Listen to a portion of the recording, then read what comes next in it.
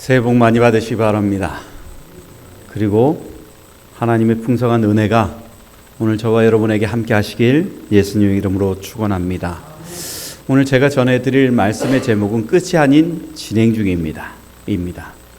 여러분, 끝이 있습니까? 사람이 사는데 끝은 항상 있습니다. 근데 그것들이 끝난 게 아니라 진행 중이라는 것입니다. 제가 여기 꽃을 좀 가져왔습니다. 가장 왼쪽에 있는 게 무슨 꽃이라고 말하고 있어요? 프리지아라고 말합니다. 이 프리지아의 말의 뜻은 새로운 시작을 응원합니다라는 말입니다. 그래서 우리가 이렇게 졸업식이나 이런 데 가보면은 이 꽃다발을 줄 때 프리지아를 많이 쓰는 것들이 이유가 바로 새로운 출발을 축하해 주기 위한 것입니다. 왼쪽에 또 오른쪽에 있는 것은 뭘까요? 제가 답까지 다 적었죠. 사실은 답을 적는 이유는 제가 모르기 때문에 그렇습니다. 이 작약은 크고 화려해서요, 이 새로운 시작을 축하한다라는 뜻이랍니다. 그래서 사람들이 이렇게 풍성하고 이런 모습들을 사람들이 좋아하기도 한다는 것입니다. 세 번째는 뭐라고 되어 있죠? 튤립입니다. 튤립은 바로 새로운 시작, 희망, 설렘이란 뜻이 있답니다.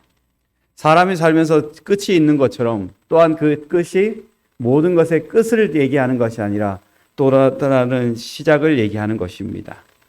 어저께 하고 지난 수요일 날 졸업식이 있었습니다. 여기 나와 있는 친구는 2명인데 찬솔이하고 그리고 채연이죠. 그리고 승훈이까지 졸업을 했습니다. 이 졸업을 한 이 친구들을 방문할 때 보니까 졸업식 참 길다라는 느낌이 많이 들었습니다. 근데 이 아이들의 졸업을 통해서 보는 것들은 얼마나 그 시간 그 나름대로 소중했을까 하는 생각을 좀 해보게 되었습니다. 근데 이들이 졸업과 동시에 또 우리는 그것을 가지고 뭐라고 얘기해요? 졸업은 새로운 시작이라고 말합니다. 우리에게 있어서 졸업과 같은 것이 있습니다. 그리고 새롭게 시작하는 것이 있습니다. 그것을 나타내 주는 것이 사도행전 1장 1절에서 3절에 있는 말씀입니다. 우리 좀 같이 보겠습니다. 시작. 데오빌러여, 내가 먼저 쓴 것을 무릇 예수의 행하시며 가르치시기를 시작하신부터 그의 택하신 사도들에게 성령으로 명하시고 승천하시는 날까지 이를 기록하였노라. 해받으신 후에 또한 저희에게 확실한 많은 증거로 친히 사심을 나타내사 40일 동안 저희에게 보이시며 하나님 나라의 일을 말씀하시니라. 그리스도인에게 있어서 그리고 기독교인에게 있어서 이 말씀은 굉장히 중요합니다. 기독교의 기원은 1절에서 2절입니다. 우리가 기독교를 얘기할 때 기원을 얘기하면 1절과 2절을 가지고 얘기합니다. 그리고 또한 지금 우리에게 주어져 있는 사명은 3절에 있는 내용을 통해서 우리는 보게 되는 것입니다. 우리가 잘 아는 것처럼 데오빌로는 이방인입니다. 그리고 높은 관직에 있는 사람입니다. 근데 분명한 것은 이 사람이 누군지는 잘 알지 못한다는 것입니다. 근데 이 사람의 이름을 통해서 우리가 아는 것은 그 사람이 하나님을 사랑한다는 사람이라는 것입니다. 데오스와 그리고 필로스. 데오스는 하나님이란 뜻이지요. 그리고 필로스는 무슨 뜻이에요? 사랑입니다. 친구의 사랑이지요. 친구와 같은 느낌으로 정말 하나님을 사랑하는 사람 필로스에게 바로 이것을 보내는 것입니다. 데오필로스는 그래서 중요한 말입니다. 이방인으로서 하나님을 사랑하는 사람. 그리고 이것을 적은 누가도 이방인일까요? 그리스도인일까요? 유대인일까요? 누가도 이방인입니다. 이방인이 겪었던 사건들을 가지고 이방인 되는 그 데오필로스에게 그 복음을 전하는 이 모든 것들은 특별한 의미가 있는 것입니다. 어쩌면 우리가 하나님을 믿고 살아가는 현실에 있는 이방인과 같은 우리에게 하나님께서 주시는 말씀이 바로 이것이라고 생각합니다. 여기 예언의 시내는요, 이 데오빌로를 가지고 이렇게 말합니다. 데오빌로는 누가에게서 많은 교훈과 큰 빚을 받았다. 누가는 데오빌라의 선생이었고 여전히 그는 데오빌라를 가르치고 지도할 책임이 있고 그가 하는 일에서 그를 붙들어 주고 보조할 책임이 있다고 생각한다라고 말합니다. 그러니까 우리가 데오빌로라는 말을 볼 때 그냥 로마의 어떤 높은 관직에 있는 사람이구나라는 추측보다는 더 중요한 건 뭐예요? 여기서 말하고 있는 것은 바로 누가가 경험했던 예수 그리스도를 늘 공유하는 사람이 누구였다라는 것입니까? 데오빌로였다는 것입니다. 근데 데오빌라는 그것을 공유하는 사람으로 끝나는 것이 아니라 당시에 그의 역할이 있었습니다. 거기에 대해서 이렇게 말합니다. 그 시대에는 글을 쓰는 사람이 그의 원고를 누구에게 보내어서 검토를 하게 하고 비판을 받는 것이 관례였다. 누가는 그가 신임했던 데오빌로를 택하여 이 중대한 일을 하게 하였다. 누가는 맨 먼저 누가복음에 있는 바 예수님의 생애의 기록을 데오빌로의 주의를 환기시켰다. 그리스도의 가르침이 원고들과 책들로 보존되어야 했다라고 말합니다. 이 말은 데오빌라는 정말 누가가 쓴 글에 혹시 실수가 있거나 문제가 있으면 그것들을 잡아주는 역할을 했다라는 것입니다. 그리고 그것을 통해서 데오빌로의 마음속에 바로 예수 그리스도의 존재와 그리고 그의 삶이 얼마나 소중한지 그의 마음속에 남아있어야 되고 후대에 있는 모든 사람들이 그 글을 통해서 하나님을 받아들이고 이해해야 된다는 것입니다. 여러분, 누가복음의 끝은 뭘로 끝날까요? 예수님의 십자가로 끝날까요? 아니면 희망으로 끝날까요? 어느 쪽일까요? 갑자기 헷갈리시죠? 제가 그것 때문에 성경을 좀 다시 한번 봤습니다. 요한복음하고 마태복음은 거기에 있는 것들이 예수님의 십자가 장면과 사명으로 끝을 납니다. 그런데 마가와 누가복음은 희망과 소망입니다. 여기에 누가복음 마지막 장에 이렇게 말합니다. 한번 같이 읽어볼까요? 시작. 축복하실 때에 저희를 떠나 하늘로 올리우시니 저희가 그에게 경배하고 큰 기쁨으로 예루살렘에 돌아가 늘 성전에 있어 하나님을 찬송하니라. 그들에게 있어서 예수 그리스도의 십자가 사건으로 모든 것이 끝난 것이 아니라 그들에게는 다시 진행하는 과정이라는 것입니다. 예수 그리스도께서 십자가에 돌아가심으로 인해서 모든 것이 끝난 것이 아니라 예수님이 40일 동안 그들과 함께함으로 인해서 그들에게 있어서 잊혀졌던 것들 원인을 다시 한번 찾게 되는 것입니다. 성경에서 이야기하고 있는 것은 바로 그들에게 남아있어야 될 존재가 이 구약에 있는 성경에 있는 내용보다 더 중요한 바로 예수 그리스도가 그들에게 남아있어야 된다는 것입니다. 저는 여기 계신 모든 분들이 신약 성경을 보기 이전에 예수 그리스도를 만나는 하나님의 백성이 되시길 간절히 바랍니다.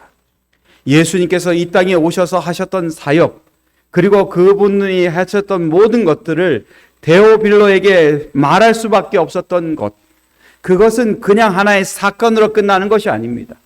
데오빌로가 그것을 통해서 하나씩 확인하고 예수가 어떤 존재인지 그것들을 확인하는 것으로 끝나는 절차가 아닙니다. 이 예수 그리스도는 바로 그 이름 하나만으로 세상을 뒤집었다고 말합니다. 사도행전 17장 6절에 있는 말씀을 좀 같이 한번 보겠습니다. 위에 겁니다. 시작. 발견치 못함에 야손과 및 형제를 끌고 읍장들 앞에 가서 소리질러 가로되 천하를 어지럽게 하던 이 사람들이 여기도 이름해라고 말합니다. 여기에 보니까 성경에 나와 있는 내용들을 보니까 바울하고 도망가게 된 사건 이후에 여기에 나와 있는 두 사람 야손이 나옵니다. 그리고 어떤 형제라고 말합니다. 근데 거기에 보니까 여기에 천하를 어지럽게 하던 이 사람들이라고 말하는 그 속에는 흠정역에는 이렇게 말합니다. 같이 한번 읽어볼까요? 시작. 세상을 뒤집어 엎은 이 사람들이. 세상을 어떻게 했다고요? 뒤집어 엎었다는 것입니다. 예수 그리스도라는 이름으로 인해서 그들이 가지고 있었던 모든 신념을 뒤집어 엎었다는 것입니다. 우리는 우리나라에 살면서 많은 사람들의 신념을 뒤집어 놓는 것들이 많이 있습니다. 정치로 인해서 사람들이 실망하고 그 이야기를 회자합니다. 근데 정치보다 더 큰 이슈가 뭐였다는 것입니까? 예수 그리스도였다는 것입니다. 예수님께서 정말 이 세상에 오심으로 인해서 모든 사람이 죽고 그 이후에 희망이 없어 보이는 현실에서 그들에게 희망의 메시지를 줬고, 예수 그리스도가 오심으로 인해서 이 세상에 있는 모든 것들이 뒤집어졌다는 것입니다. 그리스도인들이 보는 관점이 달라졌다는 거예요.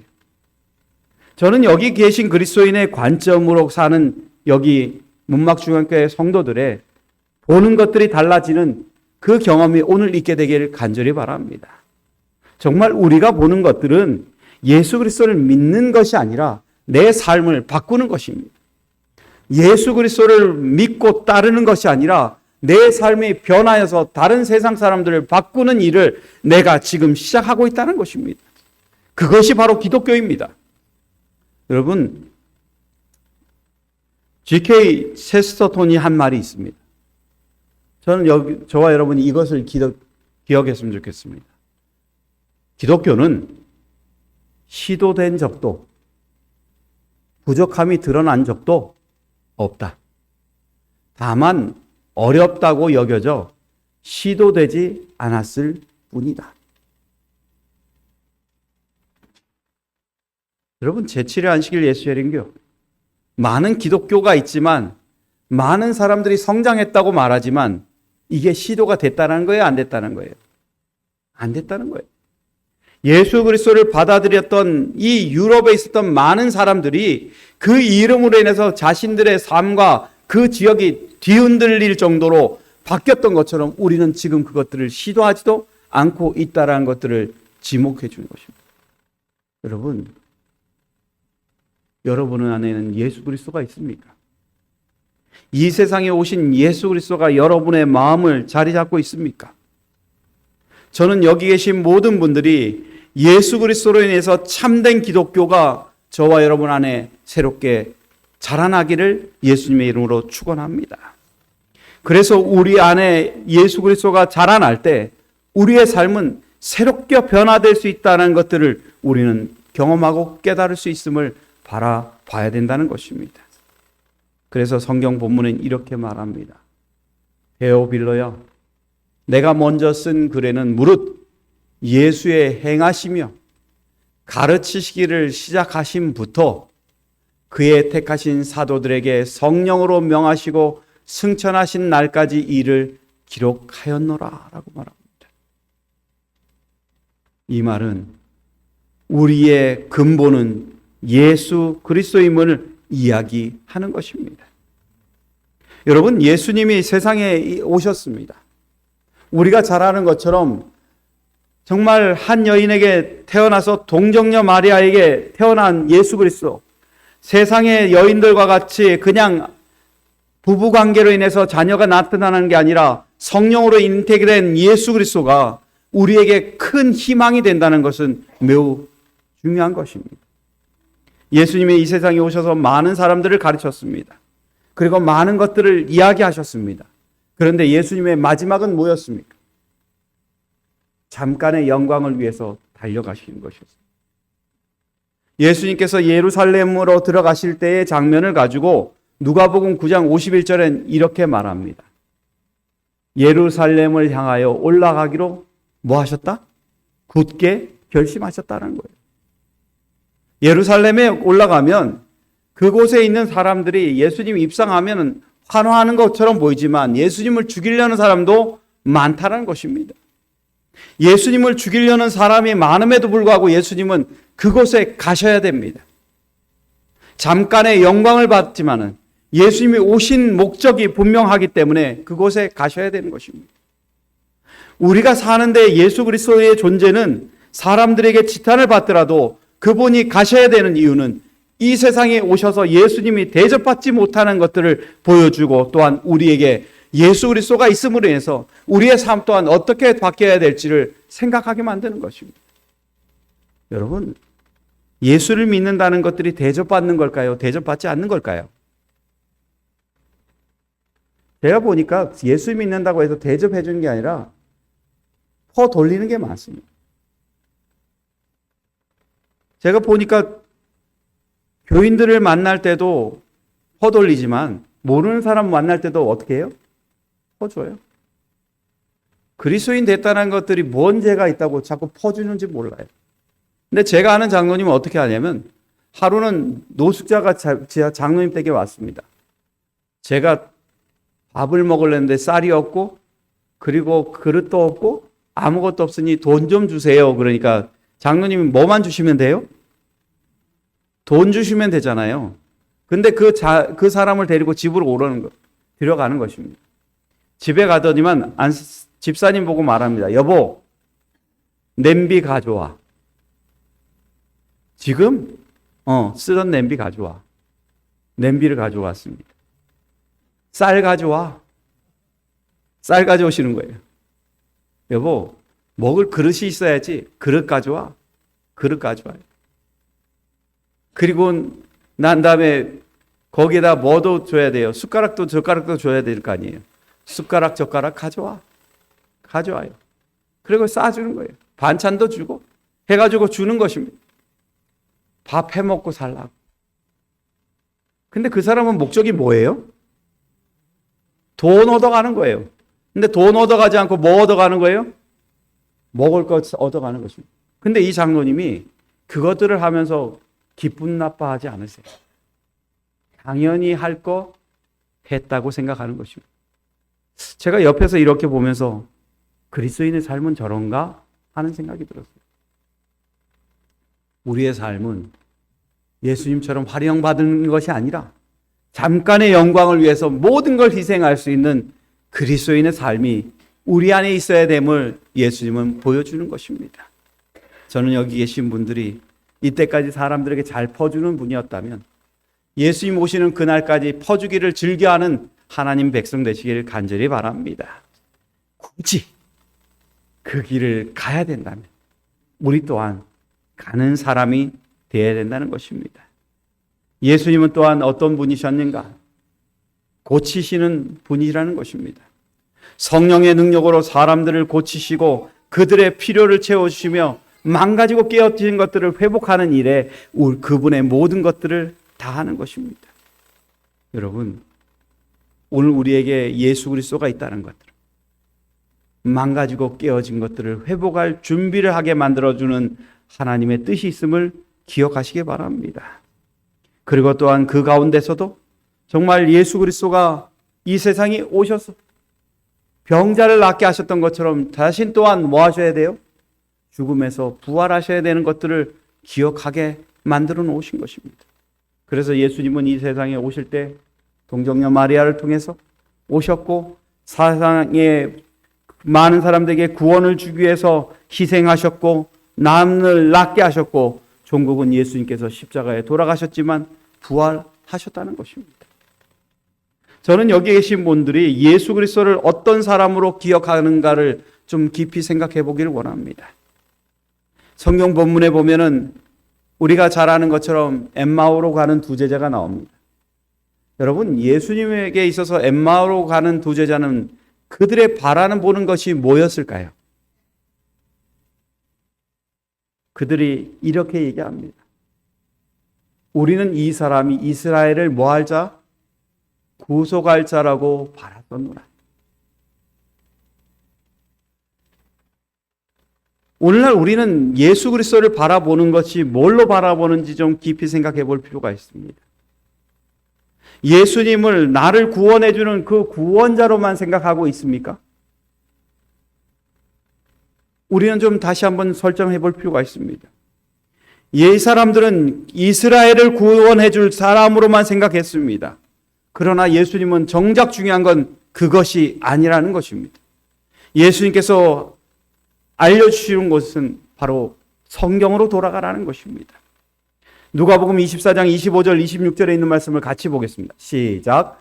가라사대 미련하고 선지자들의 말한 모든 것을 마음에 더디 믿는 자들이여 그리스도가 이런 고난을 받고 자기의 영광에 들어가야 할 것이 아니냐 하시고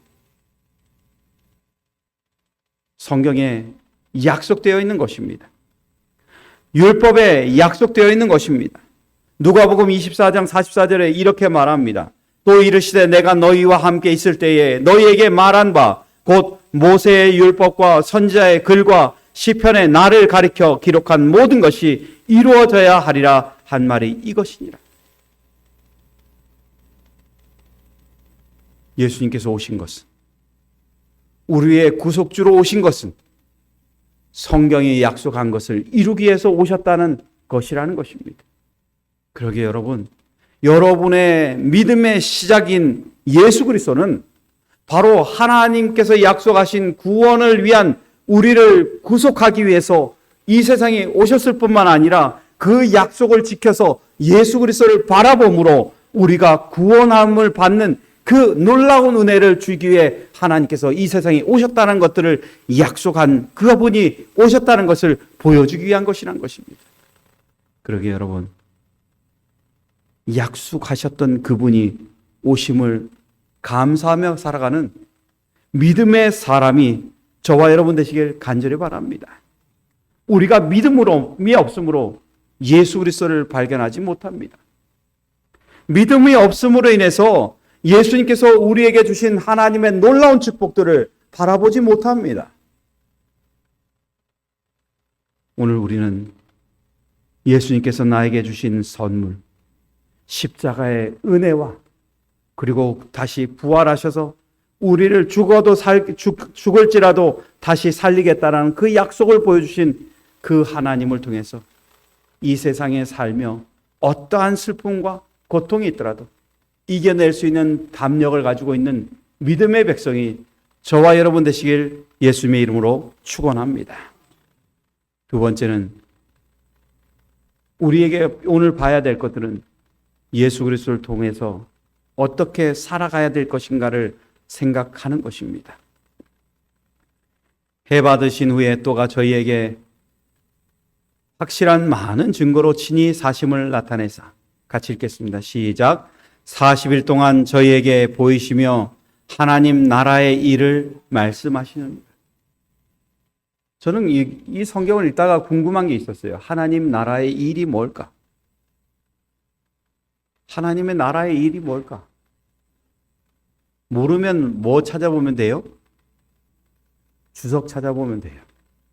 재림교회 주석을 찾아보니까 거기에 이렇게 말합니다. 하나님 나라의 일이란 이런 것이다 라고 말합니다. 첫 번째는 메시아 예언들에 대한 올바른 해석.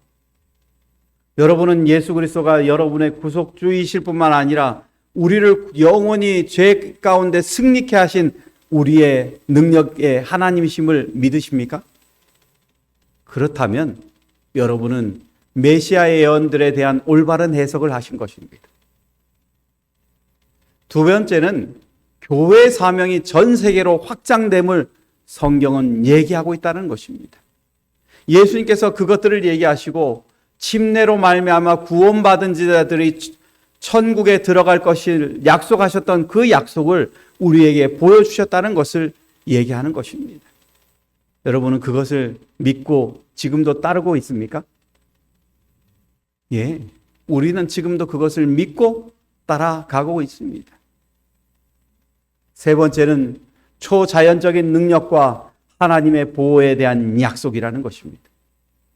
하나님이 우리를 위해서 초자연적인 능력을 허락하실 뿐만 아니라 하나님의 백성들을 보호하겠다는 약속을 우리에게 주셨다는 것들을 보여주셨다는 것입니다. 예수님께서 끊임없이 얘기하신 게 그거였어요. 40일 동안 그렇게 하겠다는 것입니다. 그리고는 마태복음 28장 20절에 그리스도가 그의 교회 안에 지속적으로 임재하리라는 약속을 주셨다는 것입니다. 그러게 여러분, 오늘 우리가 이 교회가 있다는 것들은 바로 예수 그리스도의 임재를 늘 경험하며 살아가는 하나님의 백성이 될 것임을 예수님께서 약속하셨기에 오늘 저와 여러분이 그것들을 믿고 살아가는 하나님의 백성이 되시길 간절히 바랍니다. 우리에게 예수 그리스도가 있을 때 그때 우리는 움직일 수 있어요. 성경이 말합니다. 오직 성령이 너희에게 임하시면 너희가 뭘 받고요? 권능을 받고 예루살렘과 온 유다와 사마리아와 땅끝까지 이르러 내 증인이 되리라 하시니라 라고 말합니다. 이것은 반복이에요. 마태복음 24장 45절에서 47절에 이렇게 말합니다. 이에 저희 마음을 열어 성경을 깨닫게 하시고 또 이르시되 이같이 그리스도가 고난을 받고 제3일에 죽은 자 가운데 살아날 것과 또 그의 이름으로 죄 사함을 얻게 하고 하는 회개가 예루살렘으로부터 시작하여 모든 족속에게 전파될 것이 기록되었으니. 반복이에요. 하나님께서 우리에게 원하시는 것들은 기억하라는 거예요. 너가 예수 그리스도를 통해서 얻어진 이 놀라운 사건들을 그냥 그 상황으로 끝나는 것이 아니라 예수님이 십자가에 돌아가시고 승천하셨던 걸로 끝난 것이 아니라 지금 너희들에게 예수 그리스도가 자리 잡고 우리를 인도하고 있다는 것들을 머릿속에 기억하라는 것입니다. 성도 여러분, 예수님이 부활하셨을 때 영혼이 부활하셨나요? 육체가 부활하셨나요? 육체가 부활하셨습니다. 만져보라는 거예요. 확인하라는 것입니다. 그분께서 너희들에게 나타났던 것처럼 앞으로 하나님의 백성들을 위한 교회에 예수님께서 나타나신다는 것을 보여줍니다. 그 좋은 예가 바로 사도 바울입니다. 여러분, 사도 바울이 다메섹에 갔을 때에 그가 하늘로부터 빛이 강한 빛을 통해서 그가 말에서 떨어졌습니다. 그때 한 소리가 들립니다. 사울아 사울아 내가 어찌하여 나를 핍박하느냐 하시거늘 대답하되 주여 니시오니까 가라사대 나는 내가 핍박하는 예수라. 예수님은 구약에서 끝난 게 아니에요. 신약 마태복음, 마가복음, 사복음에서 끝난 게 아니에요. 예수 그리스도를 핍박하는 바울에게, 사울이라고 말하는 그 바울에게도 나타나셨다는 것입니다. 직접 나타나서 그 교회의 생명을 위해서 예수님께서 지금도 일하고 있다는 것입니다. 성도 여러분, 오늘 우리가 이 세상에 살면서 하나님의 백성으로 살아가면서 우리가 능력이 없다고 말하지만 그 능력은 하나님께서 주시는 것입니다. 우리가 살아갈 힘이 없다고 말하지만 그 힘은 예수님께서 주시는 것입니다. 그러게 여러분, 오늘 한 영혼을 위해서 예수님께서 나타나셨던 것처럼 저와 여러분의 관계 속에서도 지금도 예수 그리스도가 일하고 계심을 기억하는 저의 백성이 저와 여러분 되시길 간절히 바랍니다. 예수님과 동행하며 성령의 인도하심을 따라갔던 사도 바울의 간증이 이것입니다. 내게 능력 주시는 자 안에서 내가 모든 것을 할 수 있느니라. 예수님은요, 오늘 우리에게 있어서 사명을 주셨고 그것을 통해서 또 다른 역사를 통해서 하나님의 나라가 온 세상에 전파되기 위해서 지금도 일하고 계시다는 것을 우리에게 얘기하고 있는 것입니다. 그래서 히브리서 10장 13절에 있는 말씀을 좀 같이 보기를 원합니다. 시작. 그 후에 자기 원수들로 자기 발등상이 되게 하실 때까지 기다리시나니. 예수님은 지금도 일하셔서 예수님의 원수들이라도 예수님 앞에 무릎 꿇고 진정으로 하늘나라를 상속받기 위해서 지금도 기다리신다고 성경은 얘기하고 있는 것입니다.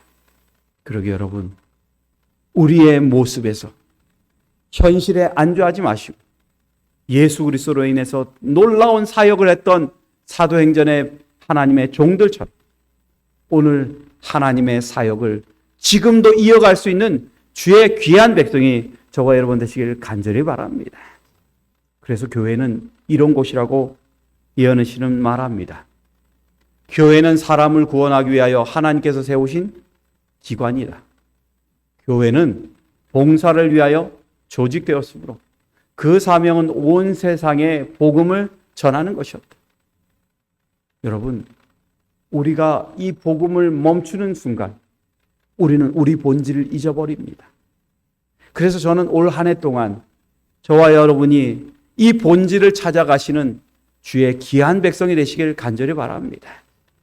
그리고 정말 우리를 위해서 정말 하늘의 보고를 열어놓고 계신 예수 그리스도를 꼭 경험하시는 올 한 해의 경험이 저와 여러분 안에 있게 되길 간절히 바랍니다. 우리는 매 순간마다 예수님 앞에 예배드리지만 정작 중요한 건 그 예수 그리스도를 통해서 우리의 삶이 이 세상 앞에 증인으로서 살고 있음을 기억하는 사람이 되어야 된다는 것을 여러분 기억하시게 되길 간절히 바랍니다. 증인은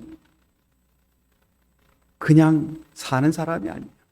아브라함, 그가 제단을 쌓았죠.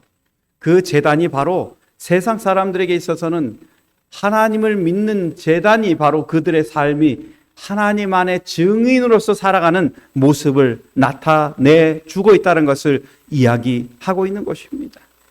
저는 여기 계신 분들이 하나님의 증인으로서 이 마지막 사명을 감당하는 주의 백성이 되시길 간절히 바랍니다. 그리고 여러분의 마지막 자치가 아름다움이 되시길 예수님의 이름으로 축원합니다. 제가 더 드릴 시간 말씀보다는 한 얘기를 드리고 마칠까 합니다. 제가 선교지에서 떠난 몇 년이 지난 이후에 제가 뚱뚱해진 것을 가지고 편지를 쓴 친구가 있습니다. 누가 내 허락 없이 너 살찌라 그랬니? 이럴 그 문자. 안 사람을 잘 만나서 잘 찐 거니까.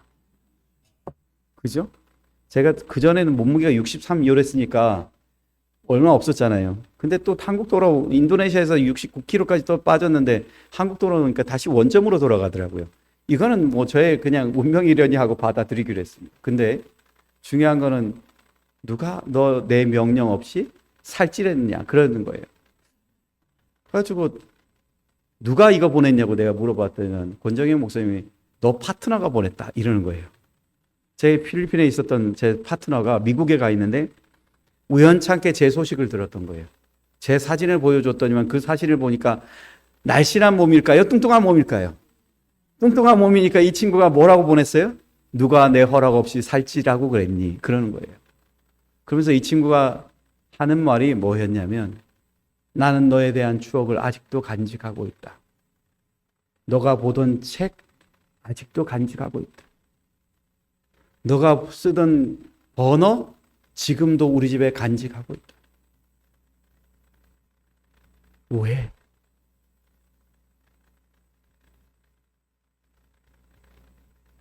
그 속에 뭐가 있기 때문에요? 추억이 있기 때문에. 여러분, 저는 여기 계신 모든 분들이 예수 그리스도에 대한 추억이 오늘 다시 살아나시길 간절히 바랍니다. 그리고 과거에 멈춰 있는 것이 아니라 지금도 계속 활동하여서 예수님 오시는 그날에 이 활동력이 예수 그리스도를 맞이할 수 있는 원동력이 되시는 주의 귀한 백성이 저와 여러분 되시길 간절히 바라며 말씀을 마치겠습니다.